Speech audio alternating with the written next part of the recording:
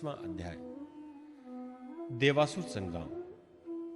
श्री सुखदेव जी कहते हैं, परीक्षित, यद्यपि दानवों और दैत्यों ने बड़ी सावधानी से समुद्र मंथन की चेष्टा की थी, फिर भी भगवान से विमुख होने के कारण उन्हें अमृत की प्राप्ति नहीं हुई। राजन, भगवान ने समुद्र को मथ कर अमृत निकाला और अपने निजजन देवताओं को पिला दिया। फिर सबके देखते देखते वे गरुड़ पर सवार हुए और वहां से चले गए। जब दैत्यों ने देखा कि हमारे शत्रुओं को तो बड़ी सफलता मिली, तब वे उनकी बढ़ती सह न सके। उन्होंने तुरंत अपने हथियार उठाए और देवताओं पर धावा बोल दिया। इधर देवताओं ने एक तो अमृत पीकर विशेष शक्ति प्राप्त कर ली थी और दूसरे उन्हें भगवान के चरण कमलों का आश्रय था। बस वे भी अपने अस्त्र शस्त्रों से सुसज्जित होकर दैत्यों से भिड़ गए। परीक्षित, क्षीर सागर के तट पर बड़ा ही रोमांचकारी और अत्यंत भयंकर संग्राम हुआ। देवता और दैत्यों की वह घमासान लड़ाई ही देवासुर संग्राम के नाम से कही जाती है। दोनों ही एक दूसरे के प्रबल शत्रु हो रहे थे। दोनों ही क्रोध से भरे हुए थे। एक दूसरे को आमने सामने पाकर तलवार, बाण और अन्य अनेकों प्रकार के अस्त्र शस्त्रों से परस्पर चोट पहुंचाने लगे। उस समय लड़ाई में शंख, तुरही, मृदंग, नगारे और डमरू बड़े जोर से बजने लगे। हाथियों की चिंगाड़, घोड़ों की हिनहिनाहट, रथों की घरघराहट और पैदल सेना की चिल्लाहट से बड़ा कोलाहल मचा हुआ था। रणभूमि में रथियों के साथ रथी, पैदल के साथ पैदल, घुड़सवारों के साथ घुड़सवार एवं हाथी वालों के साथ हाथी वाले भिड़ गए। उनमें से कोई कोई वीर ऊंटों पर, हाथियों पर और गधों पर चढ़कर लड़ रहे थे, तो कोई कोई गौर मृग, भालू, बाघ और सिंहों पर। कोई कोई सैनिक गिद्ध, कंक, बगुले, बाज और भास पक्षियों पर चढ़े हुए थे, तो बहुत से तिमिंग, मच्छ, शरभ, भैंसे, गैंडे, बैल, नीलगाय और जंगली सांडों पर सवार थे। किसी किसी ने सियारिन, चूहे, गिरगिट और खरों पर भी सवारी कर ली थी, तो बहुत से मनुष्य बकरे, कृष्णसार, मृग, हंस और सुअरों पर चढ़े थे। इस प्रकार जल, स्थल एवं आकाश में रहने वाले तथा देखने में भयंकर शरीर वाले बहुत से प्राणियों पर चढ़कर कई दैत्य दोनों सेनाओं में आगे आगे घुस गए।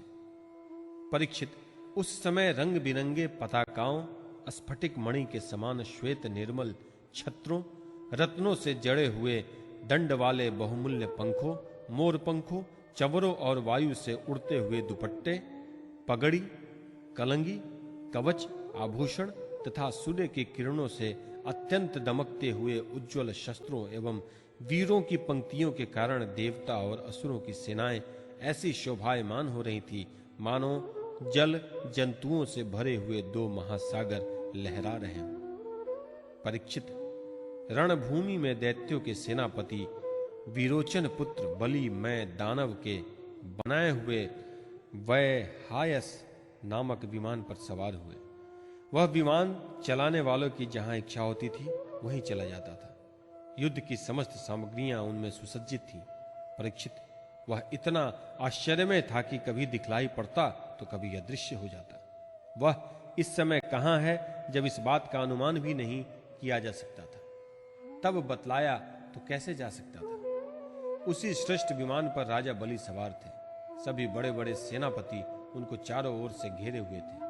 उन पर श्रेष्ठ चमर डुलाए जा रहे थे और छत्र तना हुआ था। उस समय बलि ऐसे जान पड़ते थे जैसे उदयाचल पर चंद्रमा।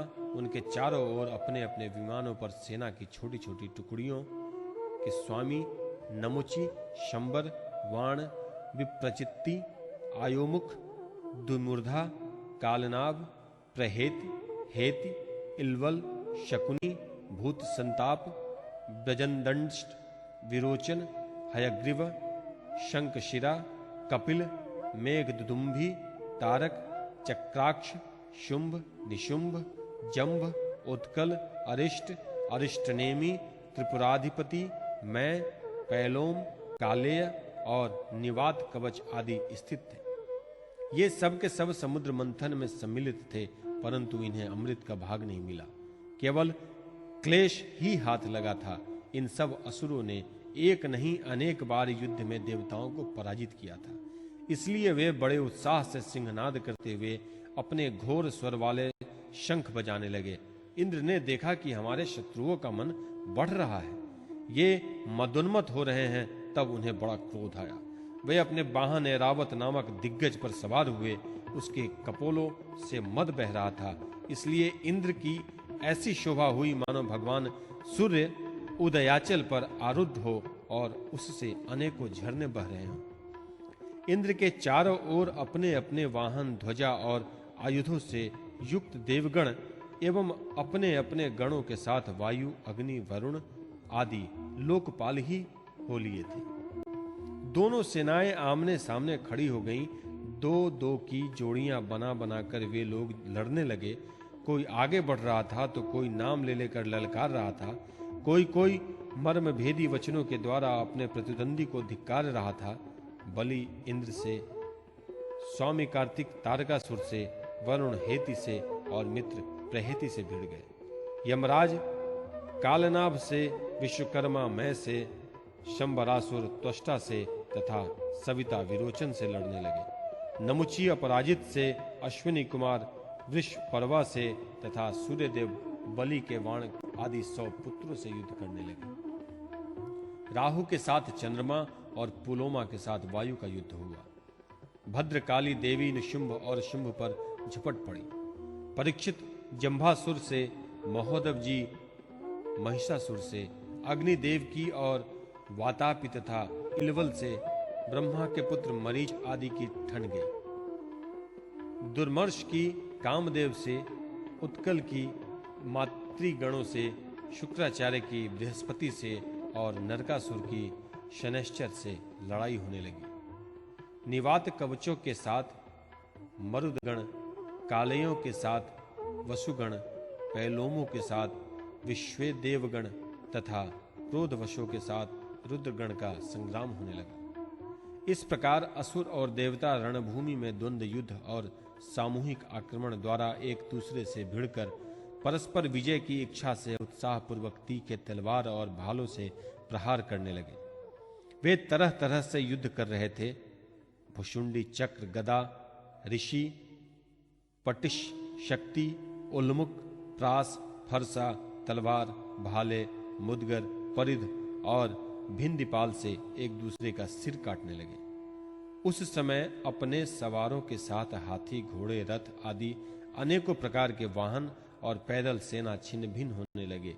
किसी की भुजा, किसी की जंघा, किसी की गर्दन और किसी के पैर कट गए तो किसी किसी का ध्वजा, धनुष, कवच और आभूषण ही टुकड़े टुकड़े हो गए थे। उनके चरणों की धमक और रथ के पहियों की रगड़ से पृथ्वी खुद गई थी। उस समय रणभूमि से ऐसी प्रचंड धूल उठी कि उसने दिशा, आकाश और सूर्य को भी ढक दिया। परंतु थोड़ी ही देर में खून की धारा से भूमि आप्लावित हो गई और कहीं धूल का नाम भी न रहा। तदनंतर लड़ाई का मैदान कटे हुए सिरों से भर गया। किसी के मुकुट और कुंडल गिर गए तो किसी की आंखों से क्रोध की मुद्रा प्रकट हो रही थी। किसी किसी ने अपने दांतों से होठ दबा रखा था। बहुतों की आभूषण और शस्त्रों से सुसज्जित लंबी लंबी भुजाएं कटकर गिरी हुई थी और बहुतों की मोटी मोटी जांघें कटी हुई थी। इस प्रकार वह रणभूमि बड़ी भीषण दिख रही थी। तब वहां बहुत से धड़ अपने कटकर गिरे हुए सिरों से, नेत्रों से देखकर हाथों में हथियार उठा वीरों की ओर दौड़ने और उछलने लगे। राजा बलि ने 10 बाण इंद्र पर, 3 उनके वाहन ऐरावत पर, 4 ऐरावत के 4 चरक्ष रक्षकों पर और 1 मुख्य महावत पर, इस प्रकार कुल 18 बाण छोड़े। इंद्र ने देखा कि बलि के बाण तो हमें घायल करना ही चाहते हैं। तब उन्होंने बड़ी फुर्ती से उतने ही तीखे भल्ल नामक बाण से उनको वहां तक पहुंचने के पहले ही हंसते हंसते काट डाला। इंद्र की यह प्रशंसनीय फुर्ती देखकर राजा बलि और भी चिढ़ गए।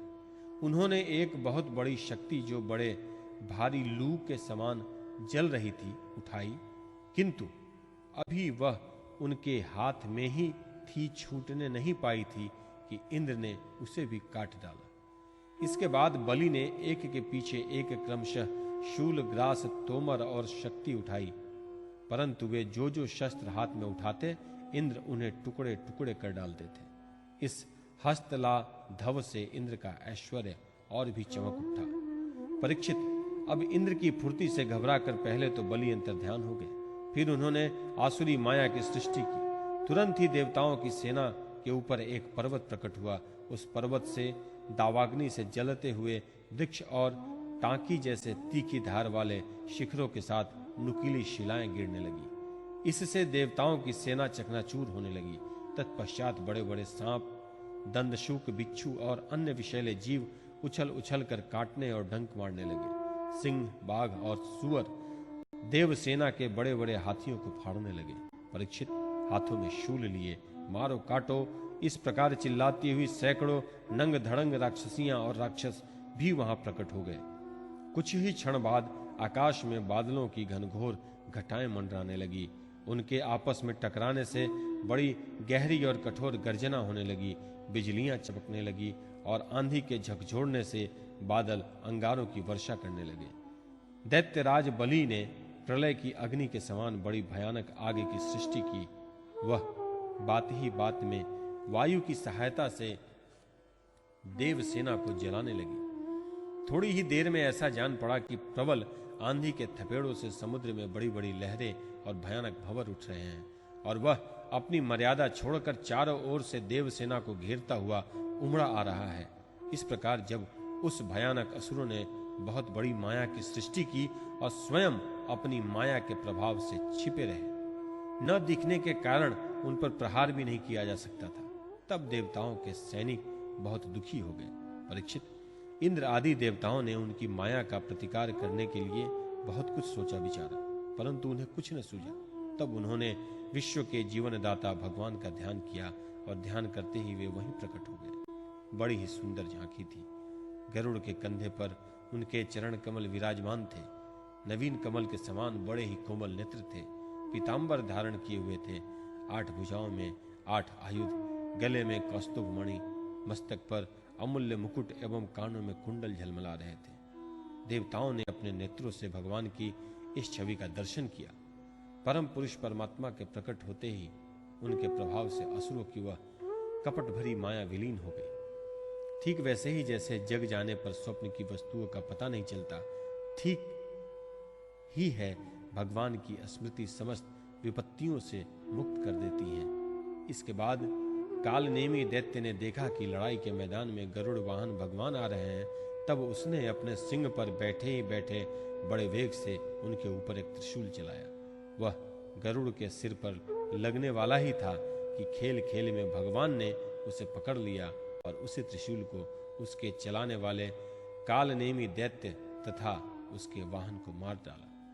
माली और सुमाली 2 दैत्य बड़े बलवान थे। भगवान ने युद्ध में अपने चक्र से उनके सिर भी काट डाले और वे निर्जीव होकर गिर पड़े।